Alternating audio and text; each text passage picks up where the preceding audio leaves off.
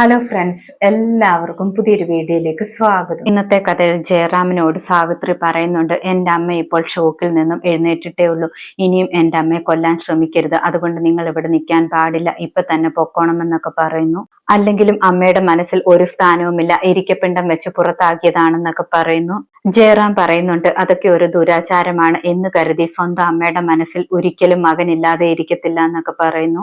എനിക്കാണെങ്കിൽ അമ്മയൊന്ന് ദൂരെ നിന്ന് കണ്ടാൽ മതിയെന്നൊക്കെ പറയുന്നുണ്ട്. പക്ഷെ സാവിത്രി സമ്മതിക്കുന്നില്ല. ആ സമയത്ത് അച്ഛൻ പറയുന്നുണ്ട് സാവിത്രിയോട്, നിനക്ക് അവകാശമില്ല അമ്മയും മകന് കാണുന്നത് തടയാനൊക്കെ. ജയറാം അപ്പോൾ പറയുന്നുണ്ട്, സാവിത്രിക്ക് എന്താണ് പേടിയെന്ന് എനിക്കറിയാം, സ്വത്തിനെ കുറിച്ചുള്ള പേടിയാണെന്നൊക്കെ പറയുന്നു. ജയറാം പറയുന്നുണ്ട്, ആ സ്വത്തിനെ കുറിച്ച് ഞാൻ ചിന്തിച്ചിട്ട് പോലുമില്ല എന്നൊക്കെ. അങ്ങനെയൊക്കെ പറഞ്ഞിട്ട് ജയറാം അവിടെ നിന്ന് പോകുന്നു. പിന്നീട് കാണിക്കുന്നത് ഡോക്ടർ മൈഥിലിയെ പരിശോധിക്കുകയാണ്. അതിനുശേഷം വൈശാഖിനോട് കാര്യങ്ങൾ ചോദിക്കുന്നു.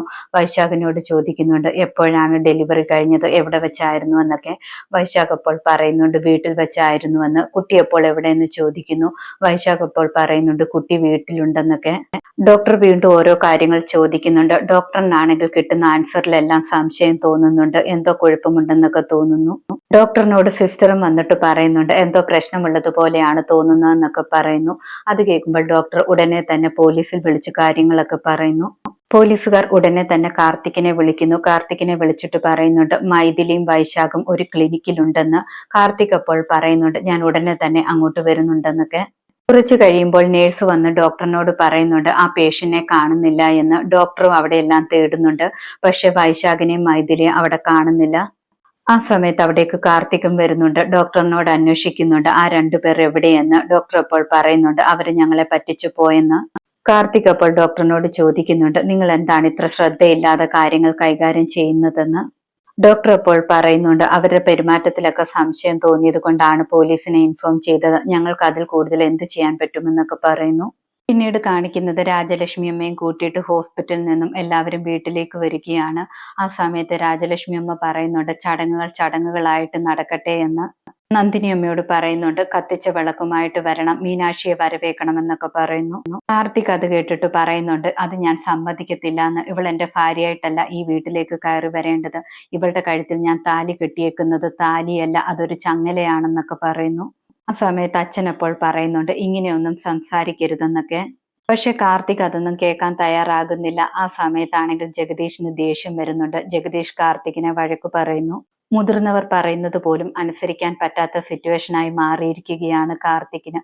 കാർത്തികിന്റെ ഭാര്യ പോയതിന് കാരണം മീനാക്ഷിയല്ല, നിന്റെ കയ്യിലിരിപ്പ് കൊണ്ട് തന്നെയാണ്. വലിയ പോലീസുകാരനാണെന്നൊന്നും പറഞ്ഞിട്ട് കാര്യമില്ല, സ്വന്തം ഭാര്യയെ നിലയ്ക്ക് നിർത്തണമായിരുന്നെന്നൊക്കെ പറയുന്നു. നന്ദിനി വിളക്കുമായിട്ട് വരുന്നുണ്ട്. ആ സമയത്ത് സാവിത്രിയും പ്രശ്നമുണ്ടാക്കുന്നുണ്ട്. ഞാൻ എൻ്റെ മകനെ കുറിച്ച് ചിന്തിക്കുന്നുണ്ട്, നിങ്ങൾ പറയുന്നത് പോലെയൊന്നും അല്ല, അവൻ എത്രമാത്രം വിഷമിക്കുന്നുണ്ടെന്ന് അറിയുമോ എന്നൊക്കെ പറയുന്നു. രാജലക്ഷ്മി അമ്മ സാവിത്രിയോട് മിണ്ടാതിരിക്കാൻ പറയുന്നു. അതിനുശേഷം നന്ദിനിയോട് പറയുന്നുണ്ട്, വിളക്കാണെങ്കിൽ മീനാക്ഷിയുടെ കയ്യിൽ കൊടുക്കാനെന്ന്. നന്ദിനി അമ്മ വിളക്ക് മീനാക്ഷിയുടെ കയ്യിൽ കൊടുക്കുന്നു. മീനാക്ഷി ആ വിളക്കുമായിട്ട് മുന്നോട്ട് വരികയാണ്. വീടിനകത്തേക്ക് കയറാൻ തുടങ്ങുന്ന സമയത്ത് കാർത്തിക് ആണെങ്കിൽ മുന്നിൽ വന്ന് തടയുന്നു. കത്തിക്കൊണ്ടിരുന്ന നിലവിളക്ക് ഊതി അണയ്ക്കുന്നുണ്ട്. അത് കാണുമ്പോൾ എല്ലാവർക്കും ദേഷ്യം വരുന്നുണ്ട്. എല്ലാവരും ചോദിക്കുന്നുണ്ട്, എന്ത് അനാവശ്യമാണ് ഈ കാണിക്കുന്നതെന്ന്. മീനാക്ഷിക്കും ഷോക്കാകുന്നുണ്ട്. സാവിത്രിക്ക് മാത്രം സന്തോഷമാകുന്നു. രാജലക്ഷ്മി അമ്മ പറയുന്നുണ്ട്, നീ കാണിച്ചത് ശരിയല്ല എന്നൊക്കെ. നന്ദിനിയോട് പറയുന്നുണ്ട്, മീനാക്ഷിയെ കൈ പിടിച്ച് അകത്തേക്ക് കയറ്റാനെന്ന്. പക്ഷെ കാർത്തികിനെ ഈ വീട്ടിലേക്ക് കയറ്റത്തില്ല എന്ന് പറയുന്നു.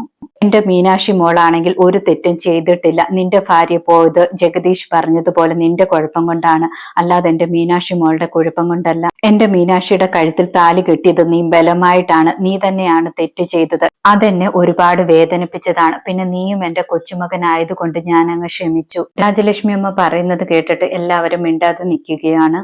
ഇന്നത്തെ കഥ ഇതോടെ അവസാനിക്കുന്നു. പുതിയൊരു കഥയുമായി വീണ്ടും കാണാം. താങ്ക്